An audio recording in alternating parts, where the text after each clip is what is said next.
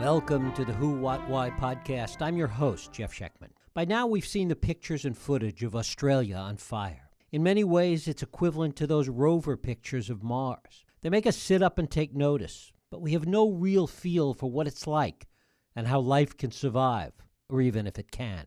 For that, we can only appreciate first-hand accounts of what may very well be the first great climate apocalypse of the 21st century. Some of you may have read Judith Crispin's harrowing account of the fires in a recent story in Who, What, Why. Now, amidst the fire and devastation, it is an honor to welcome Judith Crispin here to the Who, What, Why podcast. Judith, thanks so much for taking the time to join us. Hi, Jeff. Thanks for having me. Give us a quick update of how things are progressing. Certainly the cooler weather, some of the rain recently hopefully has helped. How have things improved from the story that you wrote about in Who, What, Why a week or so ago?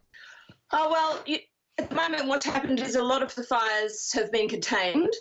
We've got rainfall now over New South Wales, but of course the ground is baked and so it can't absorb the rainfall, so we may now be risking flood. The biggest fires, Currowan Fire, which is the one behind my place, and a number of those that are heading down the south coast towards Victoria are still burning. The rain is enough to stop the fronts from advancing too much, and it's stopped the catastrophic firestorms. But we normally don't even have fire season beginning until the middle of January. So we're in for another 2 months probably, and it's just going to take one hot and windy day for everything to kick off again. Talk a little bit about what's burned and where the real danger points might be in future fires. Well, Australia's very big, so we still have quite a lot to burn. But the real issue for us is that essentially we've had the whole Great Dividing Range on fire, and we've lost a huge percentage of that. There have been a lot of ideas we've had about fire that we've had to reevaluate. It used to be thought, for example, that fire wouldn't go over ground that was already burned. We now know that that's not true. So when the fires go through forest land, for example, they will burn all the way down the roots of the trees. And so sometimes a very fast fire will burn the surface and it will look as though that whole area is burned. But in fact, there's still very complex root systems and things left to burn. And we'll see fire propelling itself across those burned grounds. The other misconception that people had at the very beginning of this fire crisis was that the forests would be the biggest danger to us, that the forests would create catastrophic fire, and then if we got the fire down onto the grasslands, it would be calmer. But what we found instead was that the fires were so big that they were creating their own weather. So the smoke would rise up and create these pyrocumulus clouds, which themselves would then create lightning and sometimes a little bit of rain, which would go through the ash and become black rain. But they were also creating these tremendous winds. And so the wind from the fire would be going one way and the wind on the grasslands might be going in another. And so it would turn these grass fires into these enormous tornado-like structures, and they would become these enormous firestorms, which would then tear over the grasslands and just take out anything in their path. One of the things you talked about in your story was how bad the air was, that people were wearing gas masks all the time, sleeping in them, in fact. How is the air now, and are you still sleeping with gas masks? The air is still very bad. It's better than it was at the height of the fire, but it's very difficult to know because a lot of the toxins that come from the smoke we can feel as smoke. We see the smoke and we smell what smoke smells like, and that can feel very suffocating. But on the days when the sky is a little clearer and everybody feels relieved, there's still enormous amounts of toxins in the air, but people are less inclined to wear masks. So we've got huge health problems. I mean, it's now been almost 8 weeks that we've been under siege from fire. That's 8 weeks that Canberra has been under such smoke that we can't see the stars at night, we can't see the sky, we can't see often a building that's right in front of us. So, yeah, people are wearing gas masks still during the day when they're outside. In the height of the fires, and I'm a little bit closer to the fires than the people in the cities, But it was impossible to sleep without a gas mask. You just wake up unable to breathe. There was one night here where somebody accidentally left a window open, and it was almost a real medical emergency. Tell us a little bit about what, if anything, the government agencies are doing to try and deal with the public health consequences of this. Our government has been probably the biggest nightmare of this entire fiasco. I mean, you can get through a natural catastrophe if you know that you've got a government that's standing with you, that's going to provide all the resources and things that are needed. We had a prime minister that went on holidays in Hawaii. We had a national emergencies minister that went on holidays in Italy at the time. Neither of them took it seriously. This government is run by right-wing evangelical zealots who genuinely believe that the rapture is going to come and their God is going to come down and lift them bodily up to heaven, leaving all the heathens to burn. And it's become very clear that the Australian population are the heathens that are going to be left to burn. The only measures that were taken were very, very late in the day, after our Prime Minister had been humiliated by the press because of his attitude, because he kept going to the media and saying that this had nothing to do with climate change. And in fact, everybody who tried to link it to climate change was making light of a catastrophe. He was saying things like that. Then he was saying the government would make no changes to reflect the fires in terms of their climate policy. And then he was making these snide comments like, I don't know why I'm being criticised. It's not like I could put the fires out by myself. So it was just zero leadership. But after he'd been suitably chastised, he then decided to call in the army without consulting the fire chiefs or any of the regional fire services. And so that it was a completely pointless gesture. They couldn't be properly utilised. He's refused to compensate firefighters for their lost income because the vast majority of people out fighting the fires are volunteers. We just didn't have the fire force that we needed to be able to deal with this. So all of the volunteer firefighters that went out through organisations like the Rural Fire Service, he's refused to compensate. Then he made this announcement that he would compensate some fire volunteers, but only if they ran their own businesses. So this is this kind of weird thing that he was doing. And he still overlooked the fact that, you know, probably half the people out there fighting these fires are people who are just, you know, in their day jobs, you know, they might work at a bank or whatever, and just the circumstances being so extreme, they've had to go out and spend thousands and thousands of dollars on fire hoses and pumps and trucks and things so that they can defend their land. We really feel we've been abandoned, actually, by this government. Talk about the actual amount of damage to both life and property. We get reports here in the States, and not all of it is consistent, and I suspect not all of it is accurate. Well, I mean, in New South Wales, the state I'm in, we've lost 28 firefighters since Christmas. And some of them to circumstances that just nobody could have imagined possible, like a fire tornado that picked up a fire truck that weighed 10 tonne and threw it. So there's been things like that. Human beings have done pretty well out of this. We've lost property, and there'll be a lot of people that have got very serious PTSD, mental health conditions, and probably ongoing respiratory conditions. People have been burned. So there have been enormous amounts of suffering, but comparatively few deaths. But we've lost 1 billion animals and birds. We can't even really know the extent of it. It's about 1 billion now. It will go up. We've probably lost, I guess, 20% of the surviving koala population, and the koala was already endangered. So the loss to animals and birds is extreme. The loss of property, I guess in New South Wales, we've lost about 2,500 houses, but that doesn't take into account other structures like sheds or people who live in caravans or those kinds of things. So a lot of people have been made homeless or they've lost their businesses.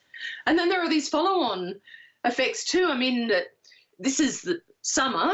And in summer, every Australian who possibly can goes to the South Coast. And the South Coast business period is right now.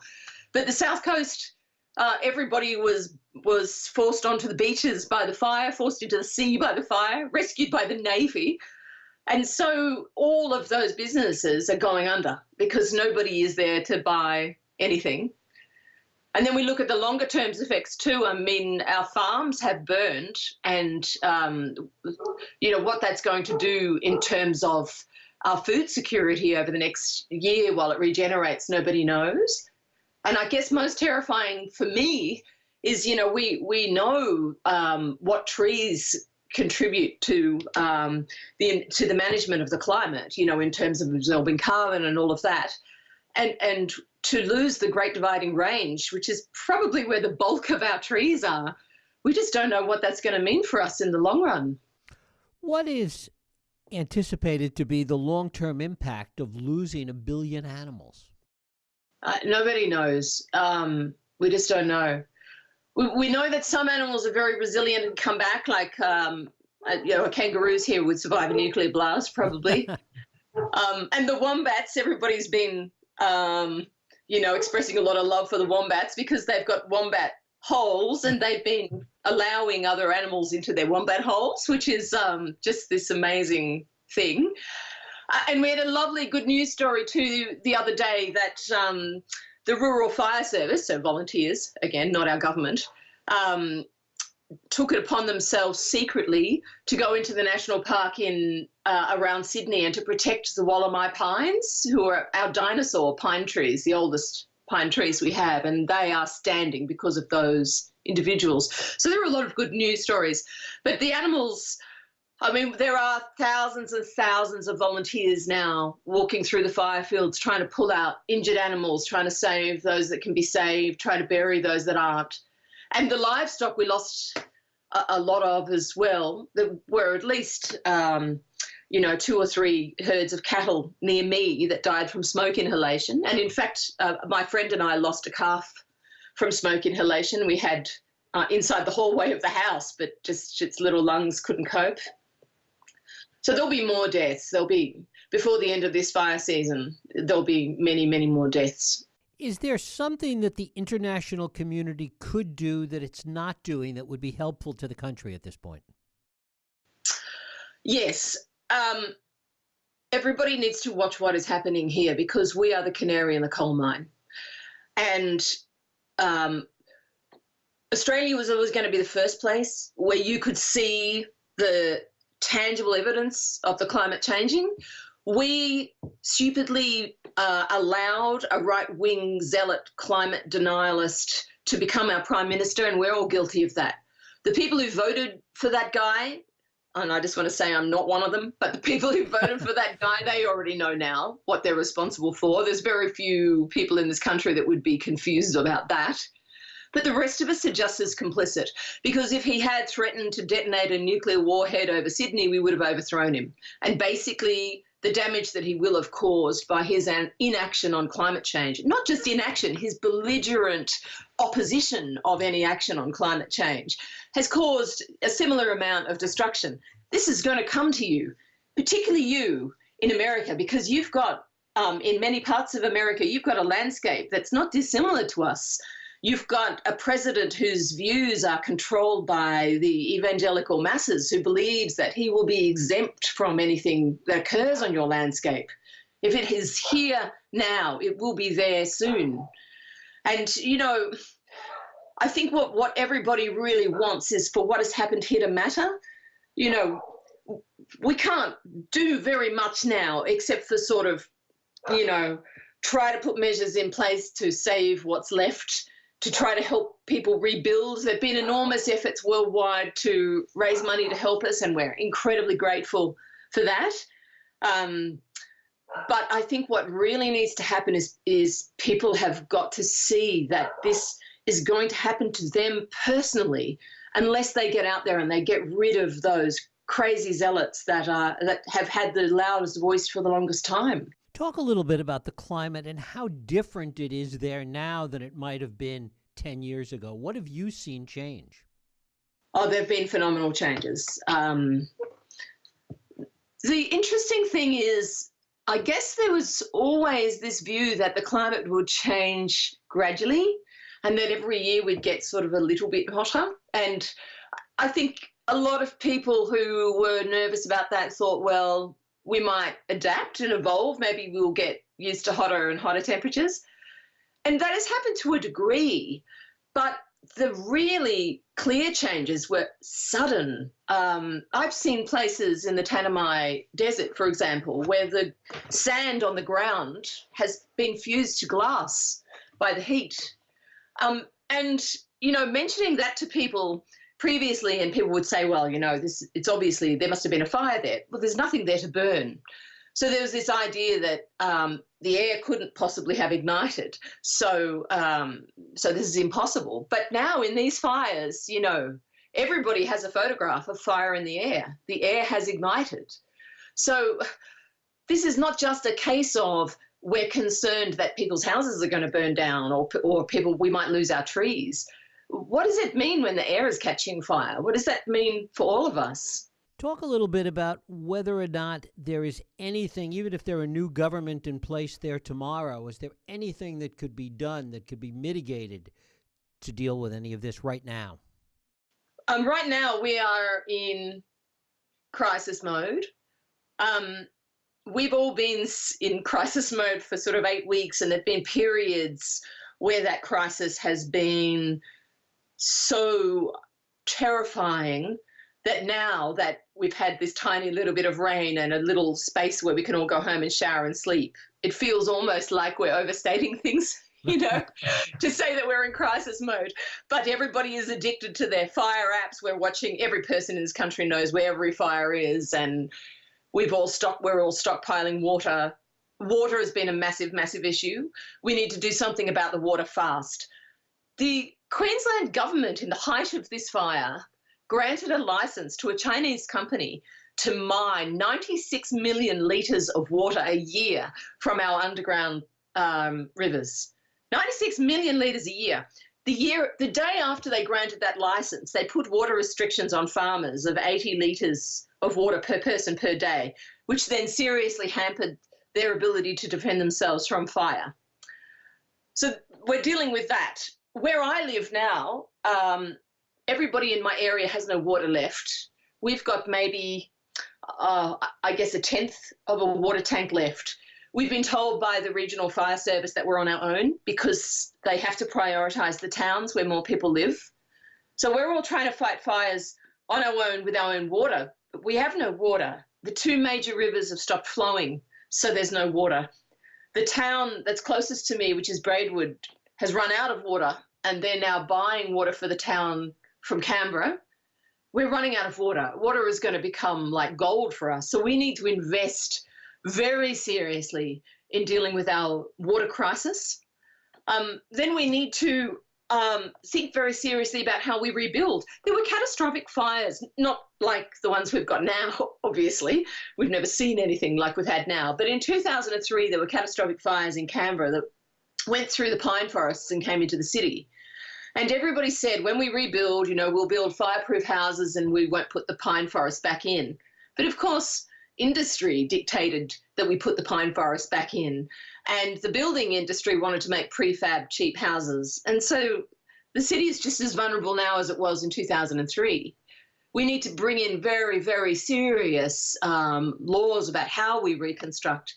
And then we need to put measures in place to heritage list and protect as much as possible every single bit of forest, every tree that we actually have left. We've got to do that. And we need to seriously curb our production of fossil fuels, which, by the way, we're not just depleting our own landscape of, but we're disseminating around the world so that everybody else can contribute as well.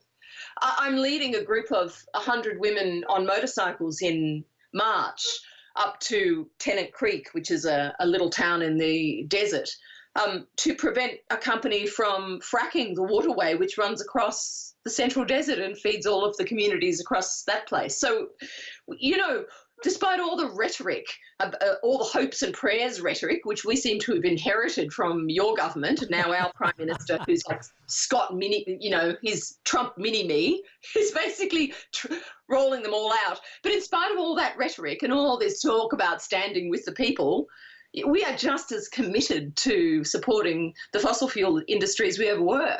Is there any kind of consensus at this point with respect to what needs to be done? Even if the election were held tomorrow, would there be any kind of unity about this? If the election were tomorrow, this government would sink like a stone.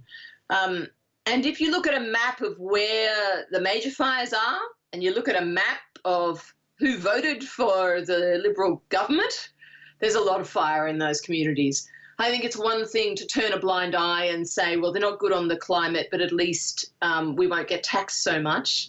But if you're standing in front of the ashes of your own home, it's harder to say that.